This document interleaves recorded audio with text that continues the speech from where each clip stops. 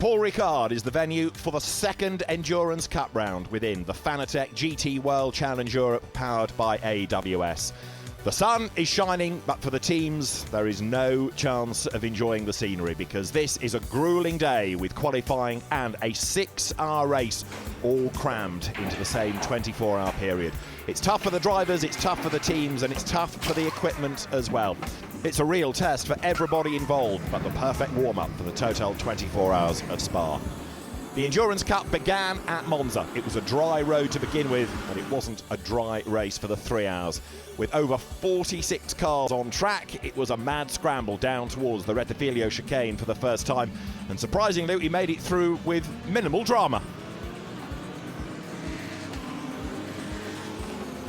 As the field battled through for the first time, we lost Ben Barnicoat's McLaren off wide into the gravel. That was the first casualty with suspension damage. In traffic was the GPX Racing Porsche of Mathieu Jaminet, Matt Campbell and Earl Bamber, eager to make progress, frustrated though with a crowded house ahead. As the cars dive their way out of the Roger chicane, yet more drama. Adrien Tombe's Santaloc Audi turned around, and that too would be out of the race early on. The number 4 Haupt Racing Team Mercedes of Mauro Engel, Luca Stolz and Vincent Abril was trying to gain places, as off the road went the Phil Keen Hiroshi Hamaguchi Lamborghini. That was all because the rain was falling. Mercedes number 4 was up the escape road, and now the teams had the dilemma: stop early and go onto wets, or try to brave it out to the first routine stops on the hour mark. Number 88 Mercedes, the Marciello aka ASP entry, was in strife, and as the road dried, so some of the teams had a spate of punctures. WRT, then the Dynamic Motorsport Porsche, then Emil Frey Racing's Lamborghini. Alex Fontana dragged the car to the pit lane, but it was high drama as the order was shuffled around. The road was starting to dry. Again, the teams were trying to work out whether they needed to pit and go back onto slicks, or whether they could get to the next round of pit stops and lose less time. Some didn't have the luxury. Having got the race lead, the number 4 Mercedes suddenly had a puncture, and that was another car to limp to the pit lane. Emil Frey Racing had a second car with a punctured tyre, and Garage 59 Aston Martin was given a hip and shoulder at the Parabolica, which turned around the Silver Cup entry. There was some great battling though going on in the traffic as 3 wide the cars ran over the timing line down towards the Rettifilo chicane. The road was still damp and greasy. Dynamic Motorsport, winners at Monza 2 years ago, looking good for a second victory. Matteo Cairoli, Klaus Bachler, Christian Engelhardt, the drivers, as again the teams went to work, refueling and changing tyres. As to the checkered flag and race victory came Klaus Bachler, Christian Engelhardt and Matteo Cairoli, with Raffaele Marciello, Jules Gounon and Daniel Junqueira taking second place ahead of Alex Fontana, Rolf Ineichen and Riccardo Feller for Emil Frey Racing in the Lamborghini. So let's reset and get ready for Paul Ricard. 6 hours of racing. It will start in daylight and go to darkness, and one of the drivers to watch undoubtedly for the Haupt Racing team this weekend is going to be Vincent Abril. We're very confident and very happy to be here. It's a track that we all appreciate, and it's the closest from home, so obviously it's always a bit special. We usually have some friends and family coming, but unfortunately now it's not possible. But we have a strong car, like you said. We're strong in Monza. Unfortunately, if it wasn't for a puncture, I think we would have been on the podium, if not more. So this series is so competitive that any mistake is just not forgiving. You can never discount Porsche. Although GPX Racing didn't have a great time at Monza, Mathieu Jaminet is confident for Paul Ricard. I find it really funny, and I really like to race in the night. This is my favorite conditions, and I think this is, as you said, a really good preparation before Spa 24. So I'm pretty sure we're going to have an exciting weekend, an exciting race, and it will be great to watch and great to fight out there. But last year we showed that we were up there, fighting for the win until the last minutes with the Ferrari. We have definitely high expectations, but it's a new year, so let's see how it goes. Remember too that the Fanatec GT World Challenge Europe, powered by AWS, is part of our global competition, where the brands go head-to-head both in Europe and of course North America. When the Asian series begins, they'll be scoring points over there as well. It's been an intense competition thus far, plenty of racing in America added to what we've had in Europe thus far. And amongst the brands, who then has been scoring big and scoring best in the previous races? So this is how we stand going into 6 hours of racing at Paul Ricard. Porsche and Audi have scored well, so too Lamborghini, But sitting atop the championship standings is Mercedes-AMG. It's a quality entry, it's a huge entry, and so much can happen in GT endurance racing. Never mind over 6 hours, never mind with the darkness to be factored in as well. Out of the Virage du Pont they will come. Pole position, number 63 Lamborghinis. Mirko Bortolotti behind the wheel of it. He needs to get away. And it's those on rows 2, 3, 4, 5, 6 and back, in with all of the traffic around them, who are in jeopardy for the first few corners. We get set, we're going to go racing. We're just before 6 o'clock local time. The lights go green, we go racing. Who's going to make the best start? Will it be Bortolotti? Yes, yes, yes! The Lamborghini storms clear into the race lead. And look at Vincent Abril in the pink Mercedes up the inside line. He's going to go second, is he? Under attack is Davide Ricard round the outside line, tries to go 88 Mercedes as well. You're on board with the number 54 dynamic Porsche as they turn through for the first time. So far so good, 1 or 2 run wide and off the racetrack, John, but we've got through so far without damage. Very well done by the bulk of the field. A couple of cars took the shortcut coming through the first of the S's, was just seeing likewise down at that first of the chicane, the de la Verrière. Now at the bottom end of the second round, Virage du Camp. Pretty good effort by everybody, but certainly one thing was clear, that the pace that the Lamborghinis got was enough to beat the Mercedes and the Ferrari into that opening turn. 1 or 2 that are a little bit delayed, looking at when they're set to time to come up. And there is drama. It was going to happen. Number 10, BMW, has been turned around. Poor old Karim is in the wars. And who is that that's got involved with him? It's Giorgio Roda, I think, in the Ferrari.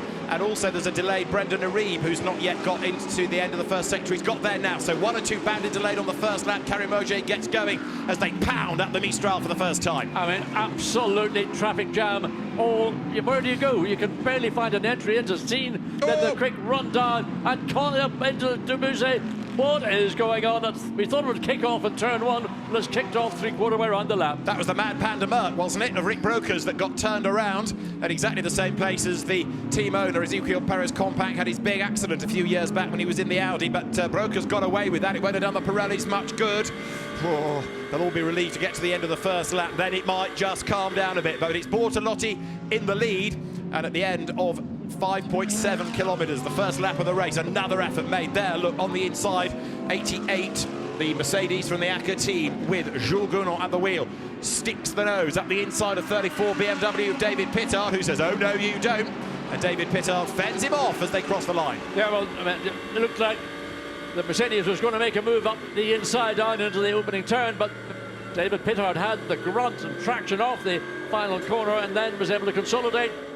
Comes out of that first S-bend, and really as Gounon is going to be careful watching, because he's followed by Klaus Bachler in the first of the Porsche. Now, the incident between Roda and Ogier has been noted by race control, so that will get passed along the line. Have a look at that, Stuart, see if there's anything that needs to be done, see if it was an incident with nobody to blame, or if anybody did trigger it. So that is being looked at as you ride on board now with number 54. This is the Dynamic Motorsport Porsche. It's Klaus Bachler at the wheel of it, and at the end of the first lap, that car was in 6th place, and he's way wide there. Yes, and he may be careful, because running wide, he may have gained a little bit of an advantage, being pursued by Earl Bamber in the second of the Porsches. Earl Bamber really trying to line up Klaus Bachler. Bachler hugging the right-hand side of the racetrack, forcing Bamber to go to the left the long way around, and Bachler will drift over to the middle of the racetrack to make it even more difficult for Earl Bamber to find a way around. Wisely backs out of it, thinks about, well, maybe can I make a move down the inside, as look at Gounon doing the same thing on the BMW. It's all action, isn't it? The two Porsches getting themselves together. This is Gounon on the inside of Pittard. Is the job done? Yep, through he goes. Gets the inside line. David Pittard runs wide. But look, the Valkenhorst BMW is going to fight back. Well, Pittard did the right thing, because Gounon had launched down the inside. He could have shut the door, but inevitably that would have been contact. So he opened the door again, let the Mercedes go through. He's directly behind Gounon, coming down to the conclusion of what is now lap 2. So Bortolotti it is, fastest lap of the race thus far, after just 1 flying lap, but a second and a half to the good.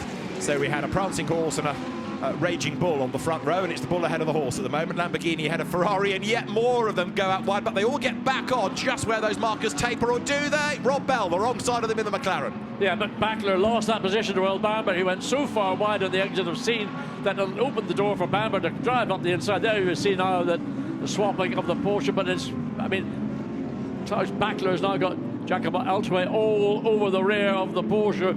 So it did suggest that maybe Bachler was a bit of a cork in the bottle on that second lap. He lost one position and he could be in danger of losing another one to the Lamborghini. There's El Bamber comfortably now up into that 6th position. But look at this, getting a bit tidy and testy down at the far end of the circuit. Mad Panda all over the back, but in doing so has opened up an opportunity. Oh, well, that's an opportunity lost. Well, almost into the barrier on the outside, coming on to the Mistral straight. And then, of course, the Ferrari running behind now, looking like it might be able to make a move. Had to pull back in, and that was the Audi, I should say, not the Ferrari. It was the red that threw me, but gets the slipstream, gets up alongside, but on the outside as he comes up into scene, 4 cars into scene, running side by side, is always going to be interesting, as that turned out to be. And Brokers gains a place, and so does Alex Arca, but they were way off the road, and they're still off the road. Arca's gone way wide, and look, back up on the inside, tries to get the Lamborghini, and around it goes. Machitsky gets hit by Jordan Love as he was sideways, and that is bad news for Barwell. Contact and damage. I think Machitsky was losing it at that particular point. A lot of damage to the nose bodywork, so he's going to make a very quick pit stop. He's got damaged suspension. Yeah. Look, it's all crabby, and that's not good. That could be the end for that. And that is Abril, who's gone straight on down at turn 2. Wow. Well, he's going to have to give that all back. He can't claim that position. Being that far off racetrack is something he's going to have to accept. He's backed off. You can see he's backed off. So the 88, and again he cuts on the inside. Look, is there a problem? He's going, must have a problem. Well, maybe he just decided that's the safest way for me to give up my position. Well, he was ahead of Gunon anyway, so he didn't have to give that one back to the Mercedes. But either way, mysterious that he was so quick, so far off the circuit, and then again coming onto the Mistral. He must have a problem. Look, you can see he's losing places, and there's a bit of smoke, isn't there? Yeah, there's smoke coming off the car now. Whether that's a tire deflating a left front, it is. I think the left front has gone down. You can see he's pulled off the main straight onto the sort of what you like call it the safety lane.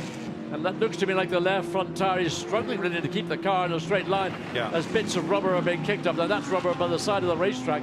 Now, turning into scene, you can see that the rubber is well, it's just falling apart. So what a disaster. Look at the tire. He's just over 2/3 of the way around the lap. Needs to be careful not to come back too quickly, because as that tire begins to disintegrate, it can take bodywork and everything else around that front suspension.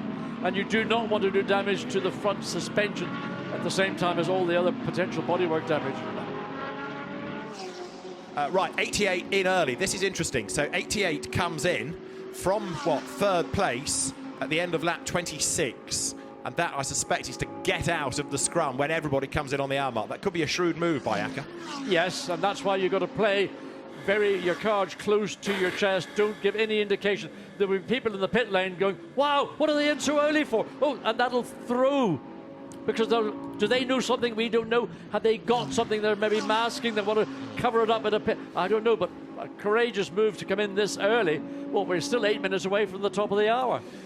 Yeah, but I think, as I say, they've done this to get out of that mad scramble. They'll be slightly different on the strategy now, just to give themselves breathing space in the pit lane. Number 2 is in as well, Florian Scholzer. But 88 is the significant one, and we'll see where that's going to drop it to. I think Jules Gounon stayed behind the wheel as well, didn't he? I would have thought so. I don't know why they want to change what would have been their normal strategy of running each driver a double stint. So Jules Gounon will be back out on track, fresh rubber, fuel on board as we go back to the exit of the S's, what they call as the S de la Verrière. Looking to see 63. They have done a driver change. Marco Mappelli takes it over. Interesting that they've chosen to go change on the hour, and I wonder whether that's because, well, I don't know why. I can't think of a reason, but hopefully we'll soon find out from Mirko Bortolotti. Give us the story, Mirko, as his race leader comes in.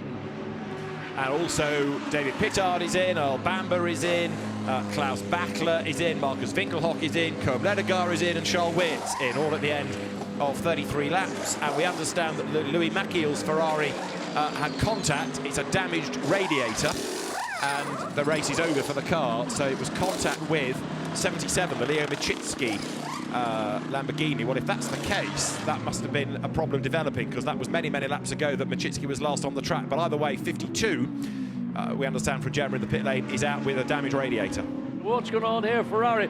Whereabouts has that gone off? Oh, rear tire again. Looks like, is that a right rear this time? That's caused, let's look and see what's happening. Here we go. Wow! Ooh, ooh! Wow.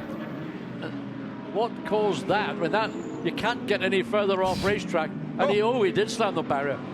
You've got to go some to find the barrier there. That's Duncan Cameron.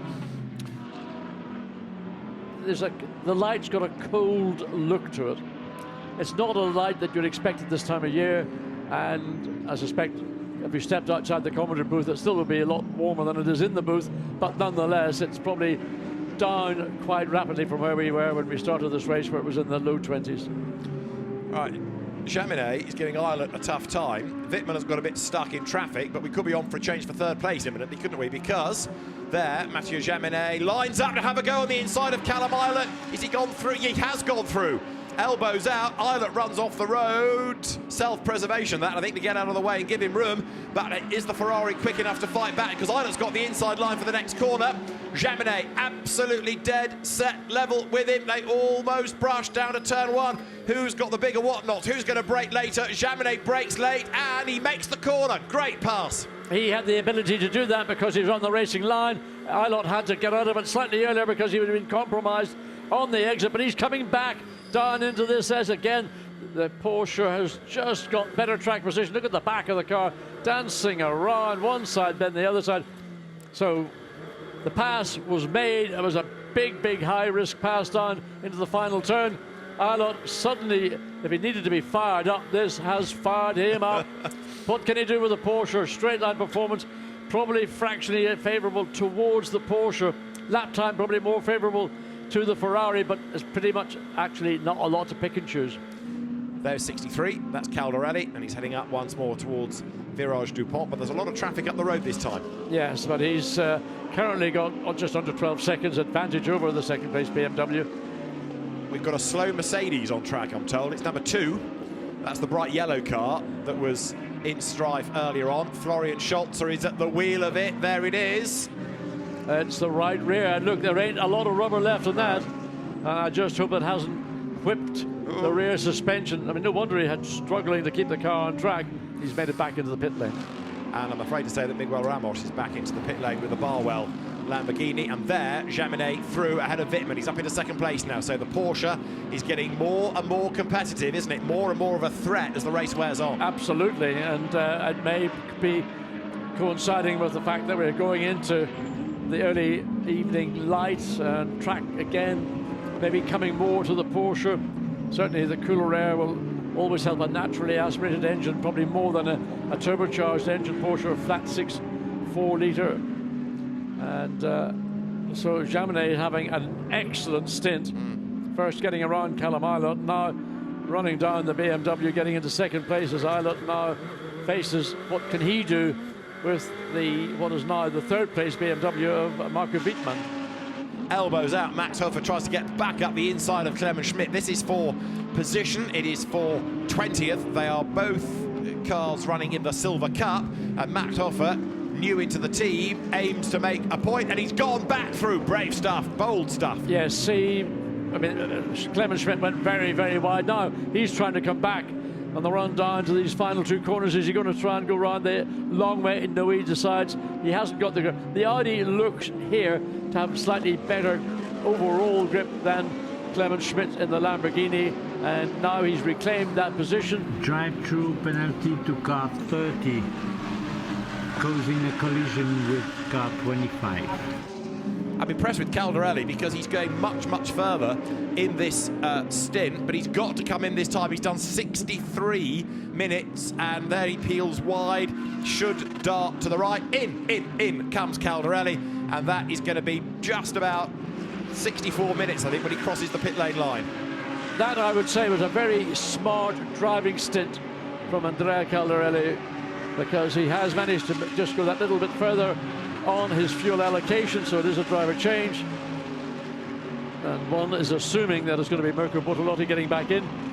And that's what you could do if you've got control of the lead of the race. So, as I say, that has just been a 34-lap stint, which is really good indeed.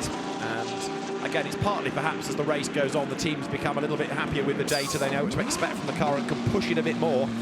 Quite often the team will do a a slightly shorter first stint by a lap or so, just to be on the safe side, just to get the data back.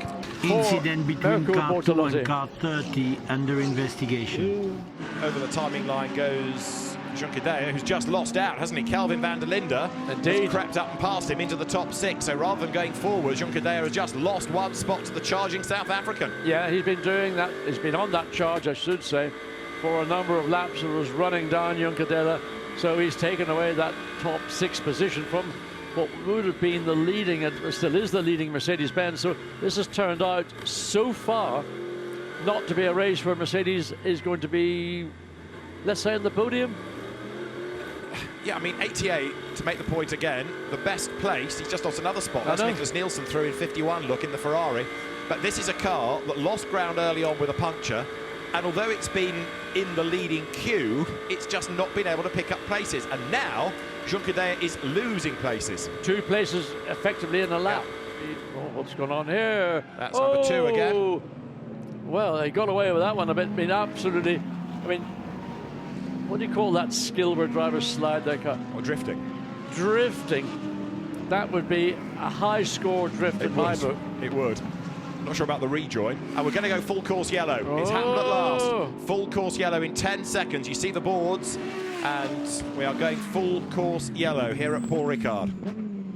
Now, is that because it's a car that has now stopped? We've gone full course yellow, and the car is slow on track, is the message on the screens for car 2.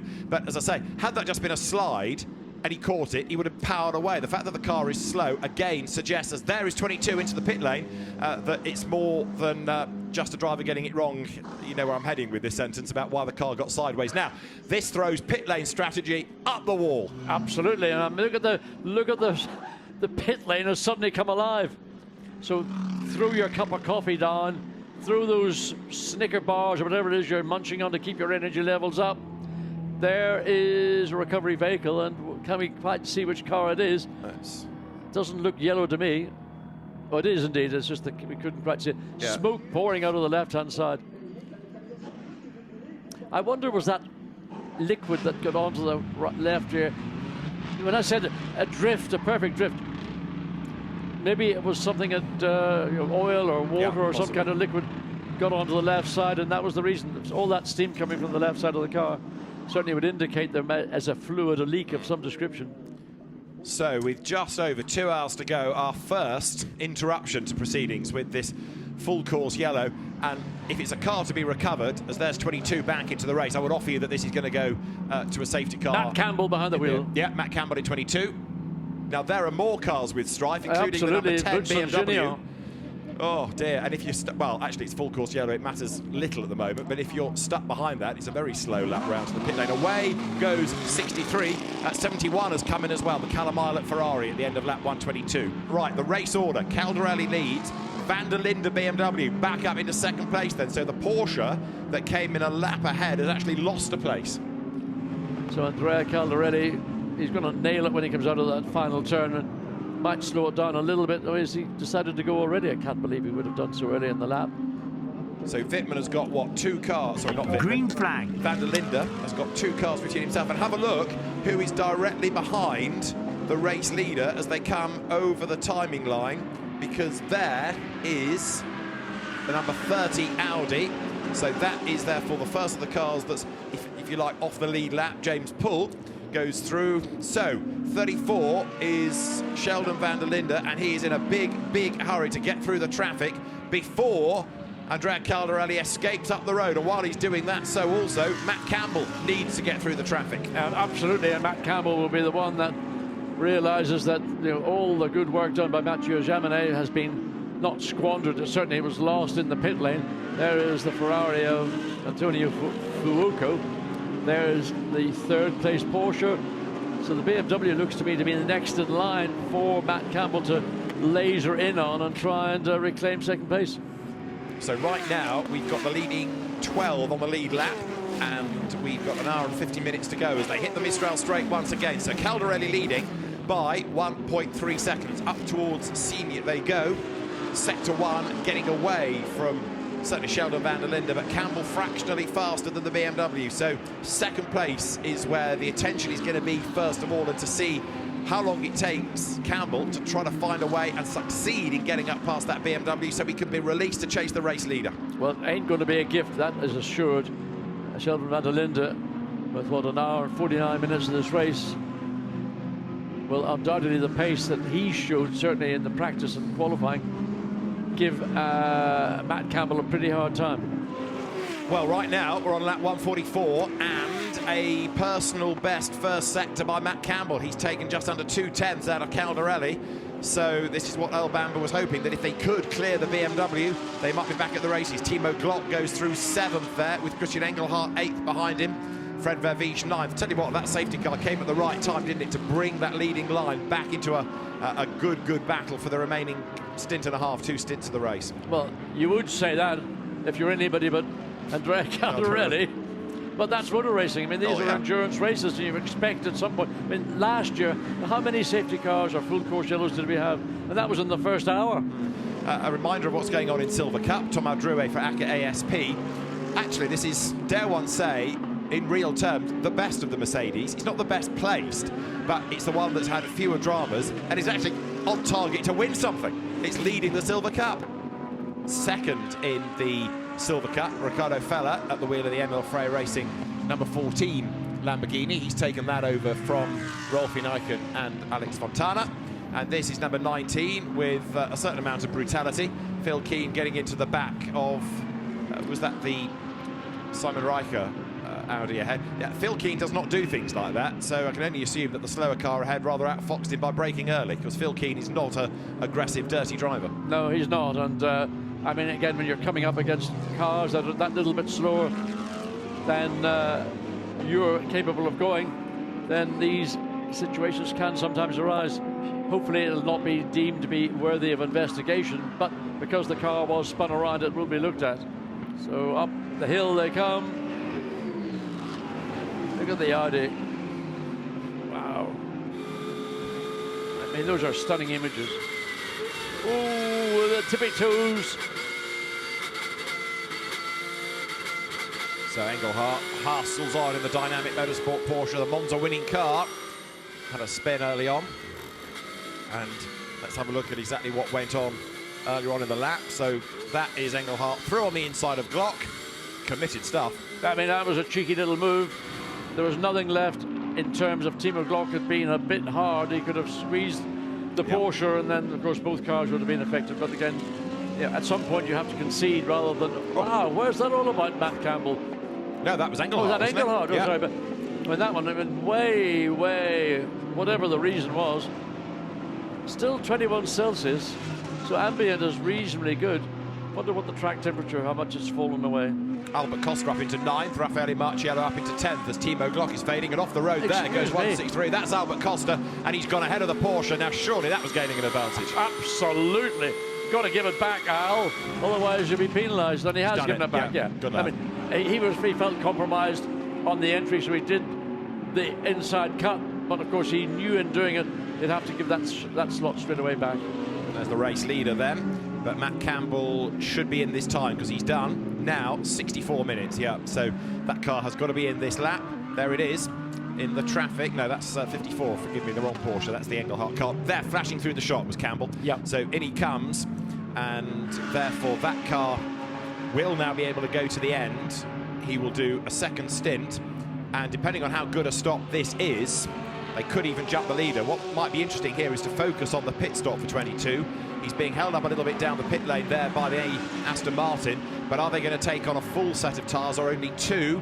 And come on, he says to 159, get out of the way! Because the Aston put the brakes on to turn into his pit box, and almost, I don't know if there was light contact or not, so I thought the race leader came in. Now that's really early. That's interesting. Caldarelli comes in much earlier than I'd anticipated to give Marco Mappelli maximum time in the car. 71 Ferrari, Antonio Fuoco over the line. That car for the moment leads, but he's got damage. I saw sparks coming from it. Look, he's got a lot of rear end damage. Now, what has happened there? Has that been from a back marker or the battle with Sheldon van der Linde, who has come into the pit lane? But look at the back of 71. That ain't pretty. No, and that's going to be a pit stop well, not just he's got to come in anyway, Yeah. but that's more than that's a push it back in the garage. There is the BMW in, no indication around the front of the car. Well, let's have a look and see if we can see any more. I don't know what happened to the Ferrari. The left rear corner has been tagged. Whether that was a back marker or whether he was being... Was the bonnet on the BMW slightly ajar? It is. The bonnet is slightly ajar. You can see the left side. Yeah. So has there been contact? Slightly proud, Yeah, isn't it is it? proud, Just above yes, the door. it is. You're right. So it could well be. And look, car ahead of the BMW. That's exactly what you don't need, because they're going to have to drop it down and then do a to and fro job to get it round the 111 McLaren. Let's try and piece this together. This is on board with Fuoco, and he gets up the inside and he goes through, and maybe as he came across the front there was the contact, and they haven't yet attacked the rear bodywork. Go on, you're strong, you do it. Pull, pull. No, pull. no. Get some snips, sneers. Don't tape it up. They're going to get a bit of gaffer tape on it. Bit of Gorilla tape. Good luck with that. But look at that. I mean, it's hanging off the back of the Yeah. car. They're going to send it Well, cut and shut, literally. if that tape hangs on to the end of the race, 52 I'll buy minutes. some. I'll buy some. Well, it's mega stuff if it is. I'll be with you. I'll be next in the queue. Well, the gap is 1.39 seconds now between the top two. Campbell is creeping up the order, and Raffaele Marciello has just gone back up into 7th place as well. So 88 Mercedes is benefiting a little bit by other people having dramas late race. And the two that have really lost out, one on pace and one on a slow pit stop, are the two Valkenhorst BMWs, because having been up at the pointy end all day, they're now only 12th and 13th. That's a big drop off. Yeah. So in the pits comes the 58. Yeah, 56 Porsche, Nickel 56, Pedersen. yeah. And Hiroshi Hamaguchi is still leading here in the Pro-Am contest. Behind him is Alessandro Pierguidi. That's the 5th place car, with the lights flashing to say to Hiroshi-san, out of the way, please. I'm quicker, I'm on the lead lap, you're not, so let me by. Sheldon van der Linde back up into 11th as he pounds on in the BMW. 47 minutes to go at Paul Ricard. The teams look on. That is the GPX Porsche squad. In theory, all the mechanics have done their bit now. There shouldn't be another pit stop. So the gap between these two cars coming up on lap 170. Up in Matt Campbell has a little look, sticks the nose up, puts the headlights into the mirrors or the camera, whatever it is. 0.263 of a second then as they came over the line. That's 159 laps done. And so now it is Mappelli in the lead, but under massive pressure. He has got to be a sponge for 42 minutes and try and soak up all of that pressure, but it is easier said than done. And so again, Matt Campbell needs a good solid run round this section to have a go onto the Mistral. Can he do it? He's almost there. He's under the rear wing, which is going to be the quicker car. You've got the grunt of the Porsche, you've got the aero-friendly Lamborghini onto the Mistral straight. Now look, Campbell up the curb. Can he do it this time? He's well placed. It's just a question of he needs to get alongside before they get into the braking zone, before they start to commit to go into the scene. It goes one side now, he's got the momentum. What is Mappelli doing? Look at that. The pair of themselves, Mappelli's backed out of it. He literally, I think, lifted off the throttle and allowed the Porsche to get through. So, wow, the pressure from Matt Campbell has worked. Marco Mappelli is the first to blink. There is the reaction. Wow, what a nip and tuck coming down the straight. But that all bit runs wide. Lets the Lamborghini get up alongside. Contact. Two cars collide. And damage, will that be damage to the Porsche? Matt Campbell was that momentary loss of concentration. Oh, my heart's in my mouth at the minute. Yeah, but what damage has that done? Because there was certainly contact between the two. Has that done for a tyre on the Porsche? Maybe. It was a discernible rub, and Campbell, having worked so hard to get the lead, wide into Beausset, ran out wide, and contact between the Lamborghini and the Porsche. So, over the line go the race leaders. It's 0.3 of a second, and Mappelli is back in front. Campbell has got to do it all over again. But look, Fuoco is right with them. 0.7 covers the top three. Exactly. Couldn't get it out quick enough. So it was a three-way battle for the lead of this race. The Porsche all over the rear of the Lamborghini, the Ferrari just enjoying watching what's going on ahead. Having seen what happened down at Le Bousset, he thinks, I don't need to attack. These two are going to take each other off. So once again, look how close the Porsche can get to the back of the Lamborghini. He needs to be careful here, because this is the beginning of going onto the straight. Does not need to let the Lamborghini pull any advantage, because he got past once. Mappelli is not going to offer it up as easily any more times with, 39 minutes remaining? And Campbell can't afford to sit there either, because Fuoco is closing and closing fast. Right, Campbell did it here a lap ago. Has he got the speed this time around? Seemingly, he got away with that contact without any damage. He pulls up to the outside line. He's running out of straight, but he's done it again. He's gone round the outside. Can he get the line for the corner? Yes, yes, yes. Campbell is back into the lead. Now, Matt, don't go deep into Beausset this time. Can't afford another error. Second is Mapelli, who now becomes the cushion to keep at bay Fuoco and let the Porsche escape up the road. And this time he's got the line just about right. Yes! Campbell comes out of Beausset in the lead.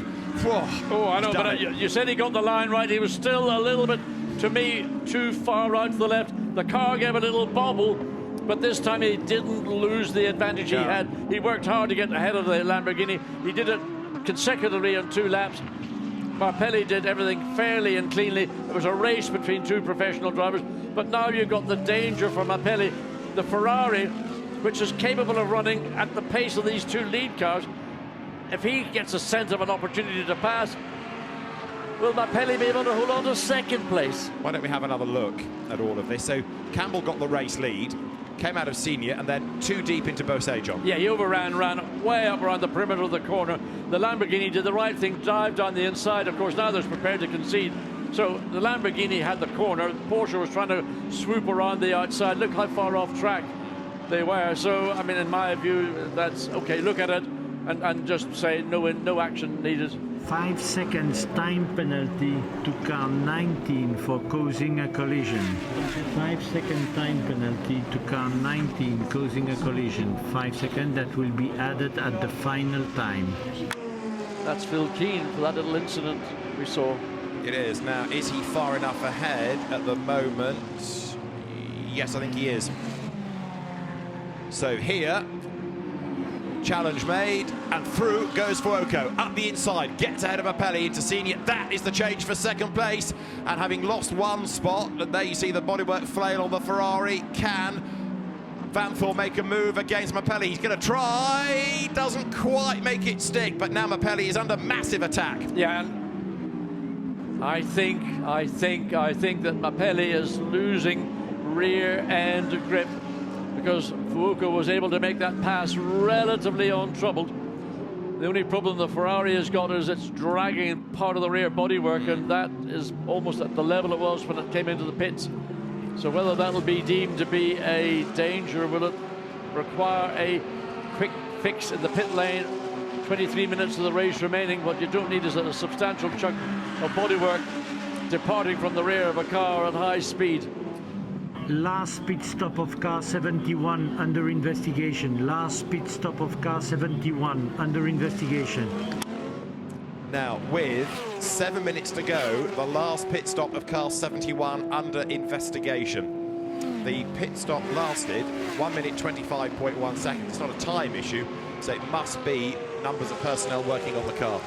I have a horrible feeling that as the pit stop was being carried out, there was another worker, another team member, stretching tape. Yeah. Now, whether the other, the tire and refuelers were complete or not, I don't know, but whatever it was, it's certainly going to be investigated. Well, race control is doing just that. They'll have the evidence. And here is the pit stop. There's the back of the car. You see that there he is. Well, there you've got 2 mechanics, look, on the back, plus the refueler. Yep. And then, look, 1 mechanic, another mechanic there with the tape. And the refueling hose is still in place. Yeah, but they're clear. Right, Philip Ellis, 57 Mercedes, has cleared Hiroshi Hamaguchi. So that means now it's a straight fight between Hamaguchi and Chiva. The gap is 3.8 seconds. So even if Hamaguchi stays ahead, he's going to lose the class win because of the 5 second time penalty for that contact. And also Eddie Cheever, you can see he's taking second here, a half a second there, out of the advantage that Hamaguchi has built up. So Cheever running down literally the Lamborghini in the closing 2 minutes. And that's just up ahead as they come on to Mistral Straight for what will be the penultimate time. So, GPX Racing on target for a win. Half a lap to go. Matt Campbell, Mathieu Jaminet, Earl Bamber, mega effort all the way through. Brilliant drive, and they're on target for a win. Superb effort indeed by the entire GPX team. And even though we say that, look at the traffic up ahead of the lead car.